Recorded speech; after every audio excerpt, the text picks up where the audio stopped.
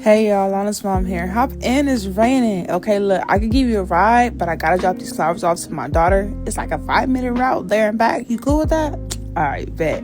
Okay, so look, first and foremost, one thing I have learned about this journey is even after your kids pass away, they still be in your pockets. You have to have a full tank of gas to get up this hill. But I ain't even gonna hold you. I definitely driven up here on fumes a couple times. Pushing up the hill on fields and hydroplaning back in neutral. And let's not talk about the flowers. I really don't mind paying the tax on the flowers because I do receive some good deals. And if I had it my way, I'll be able to afford to buy my daughter flowers every single day. Because she's well deserving of them. And I'm going to keep it G. Not too many people come and visit my daughter. And I know that for a fact. But we'll get into all that when I publish my book. Furthermore, as I continue to establish my foundation, Alana's Heart Foundation, I might add, I have a couple ideas I'm trying to see through, my boy.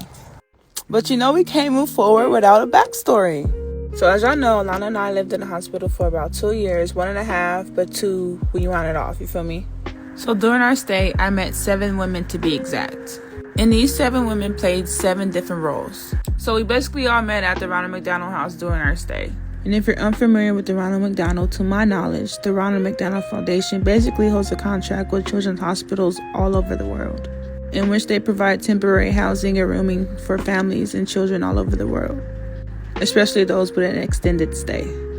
And unfortunately, all 7 of us had an extended stay, and some of us never made it home with our children. So with that being said, after Alana's transition, these 7 women came together and did something so powerful.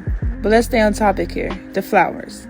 So after Alana's transition, we were preparing for her funeral, and Wendy took it upon herself to invite me to downtown LA in search to go look for Alana some flowers. She took me straight to the flower district, and I can't lie, although we were mourning, we had fun. It was Wendy and I and 3 other moms. She insisted that I pay for nothing right away. For whatever reason I deserve that blessing, I truly thank you for that, Wendy. We walked up and down the district, making sure that we could find the best of deals, and eventually we came to our decision. Wendy allowed me the chance to get whatever type of flower arrangement that I wanted. So because of that experience, I hold that very dear to my heart.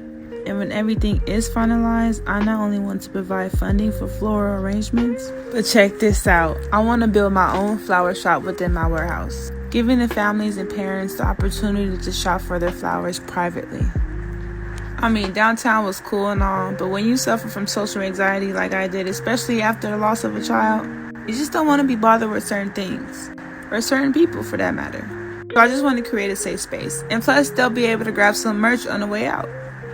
I remember when that man was like, "You thinking small, you need to be thinking big." Yeah, I'm on that. I wouldn't mind a partnership or even a government contract to also provide housing for families in need. It's absolutely obtainable. Again, all of this is very personal to me. I became a single mom along the way.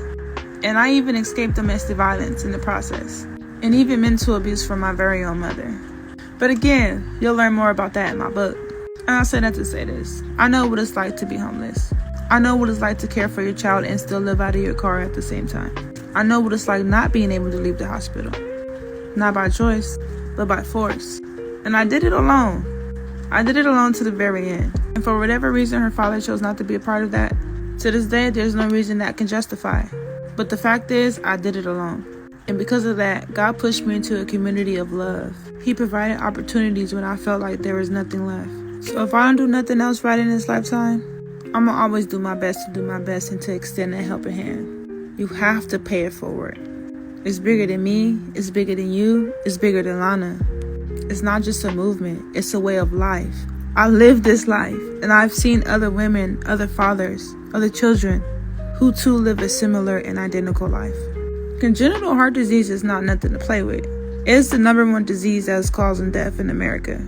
And there's just some things you can't escape, whether you're diagnosed from birth or even later on in life. A lot of people don't know what it feels like to receive a call stating that your daughter received a heart donor, with endless amount of tears flowing from your eyes because you don't know whether to rejoice or to mourn, due to the simple fact that God has possibly provided you another chance at life, your child another chance at life, all at the cost of another child's life. To this day, that feeling was never a relief for me. Not to mention, Alana wasn't even supposed to make it this far statistically, but she defeated many odds, and she overcame so much. So don't get me wrong, I'm beyond grateful. But I just want to thank the parents of Alana's heart donor for saying yes, for consenting and signing those papers. I've seen what science can do, but it was nothing on what God did. I'm not upset that I didn't experience the outcome that I expected. That heart transplant extended my daughter's life for 2 more months. I have a nephew who didn't even live to make it to C2. So I count my blessings differently.